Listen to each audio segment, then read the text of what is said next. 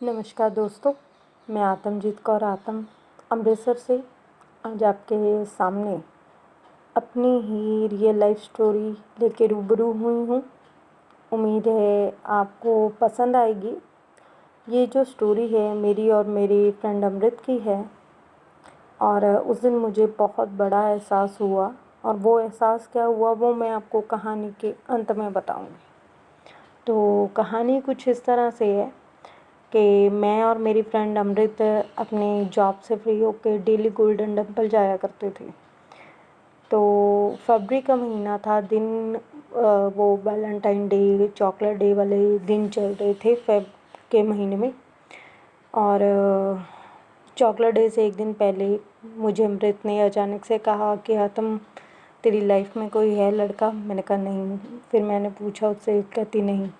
तो हमने डिसाइड किया कि नेक्स्ट डे चॉकलेट डे है और हम दोनों दो दो चॉकलेट लेके आएंगे, एक मैं अमृत के लिए और अमृत एक मेरे लिए, और एक एक हम दोनों अपने भगवान जी के लिए। तो नेक्स्ट डे तक याद था, मगर जब तक हम गोल्डन टेम्पल में एंटर हुए तो हम दोनों भूल गए। मैं पहले पहुंच चुकी थी और फिर मैं अपने दादाजी के पास गई। मेरे दादाजी वहाँ पे डेली फ्रूट लेके आया करते थे जोड़े घर में। तो उनसे कुछ अंगूर मिल गए, 4-5 पीस मिल गए। मैं सबको बांटती चली गई और मेरे पास लास्ट में एक बच गया जब तक अमृत आई। तो वो एक जो अंगूर बचा था, हाफ़ उसने खाया, हाफ़ मैंने खाया। मगर अब बात थी कि भगवान जी के लिए क्या लेके जाना, खाली हाथ थोड़ी जाना था। तो वहाँ पे 3 बजे रोज़ स्नान की सेवा होती थी। वहाँ पे जो उसके चौगिर्द है वहाँ पे सफाई की सेवा होती थी। तो हम दोनों उसमें हिस्सा लेते थे। मेरे को कहने लगी, देख सेवा स्टार्ट होने वाली है, 3 बज रहे हैं, चल हम अंदर चलते हैं, फिर देखते हैं क्या होता है। हमने सेवा स्टार्ट कर दी। तकरीबन 45 मिनट वो सेवा चली और 45 मिनट के बाद अब मैं अमृत को इशारा कर रही थी, कुछ हुआ हम लोग बाहर जाते हैं, चॉकलेट लेके आ जाते हैं। कहती तू रुक, सोचने दे, हो जाएगा कुछ इंतज़ाम। इतनी बात कहते कहते जहाँ पे प्रसाद मिलता है वहाँ पे उसको पास ही में एक जेम्स का पैकेट मिल गया।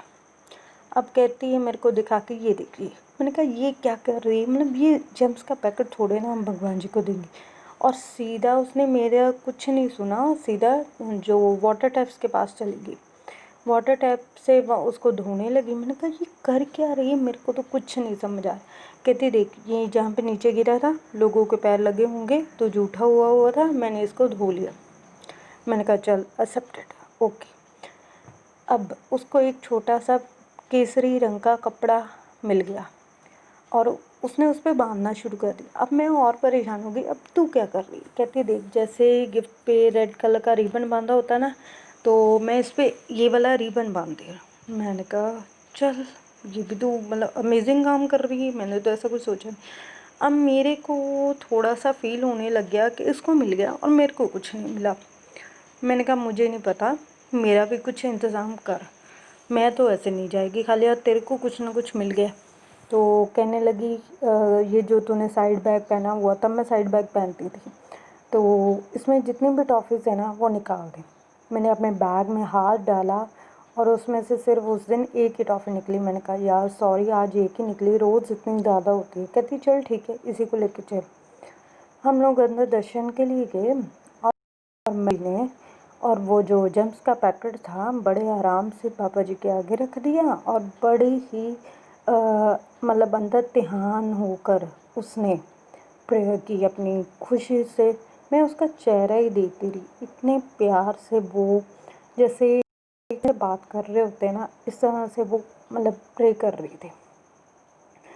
और मैं पीछे डर के मारे खड़ी हुई थी। मैंने कहा अगर किसी ने देख लिया तो बहुत डांट पड़ेगी। मेरा ध्यान आसपास में ही था, मेरा ध्यान उस वक्त प्रेयर में था ही नहीं, या फिर मेरी नज़र सिर्फ अमृत के चेहरे पर टिकी हुई थी कि ये कैसे ये सब कुछ कर रही है। अब उसने तो प्रेयर कर ली, टर्न मेरी थी जो डरी हुई थी। तो मैंने क्या किया कि जो मेरे हाथ में टॉफ़ी थी, मैंने वो वहाँ पे ना कुछ सफ़ेद चादरें बिछी होती है, तौलिए बिछे होते हैं, तो मैंने प्रेयर करके वो जो टॉफ़ी थी वो चादर के नीचे खिसका दी। अभी वो मेरे को देख रही थी बाहर जाके मेरा वेट कर रही थी। कहने लगी, हाँ कहाँ है, कहाँ रखी है? मैंने कहा यार मेरे को ना बहुत ज़्यादा डर लग रहा था, तो मैंने ना चादर के नीचे रख दी। वो इतना मुस्कुराई और उसके बाद शांत ही रही, कुछ नहीं कहा उसने मेरे को। मगर मेरे को उसका चेहरा देख के सबसे ज़्यादा फील हो रहा था वो ये कि यार मैं सिर्फ डरती रही।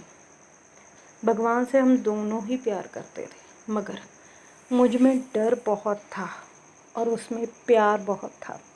ये एहसास मुझे उस दिन हुआ कि वो इस तरह से भगवान जी से बात कर रही थी जैसे अपने फादर से हम प्यार से बात करते हैं ना, कुछ भी चाहिए हो तो पापा ये चाहिए, पापा वो चाहिए। वो लड़की वैसे बात करी और मुझे इतना डर लग रहा था सिर्फ आसपास से कि लोग क्या कहेंगे। तो उस दिन एहसास हुआ कि नहीं, मेरे में डर बहुत ज़्यादा और उसमें प्यार बहुत ज़्यादा है। तो दोस्तों प्लीज़ प्लीज़, आप भगवान को मानते भी हैं, भगवान को प्यार भी करते हैं, मगर डरिए मत, उसको अपने दिल की बात बताइए, क्योंकि भगवान आपके डर का भूखा नहीं है, भगवान को आपका प्यार चाहिए। उसको किसी चीज़ की ज़रूरत नहीं, वो सिर्फ आपके अंदर की जो रूह का प्यार होता है ना, वो मांगता है, उससे वो खुश होता है।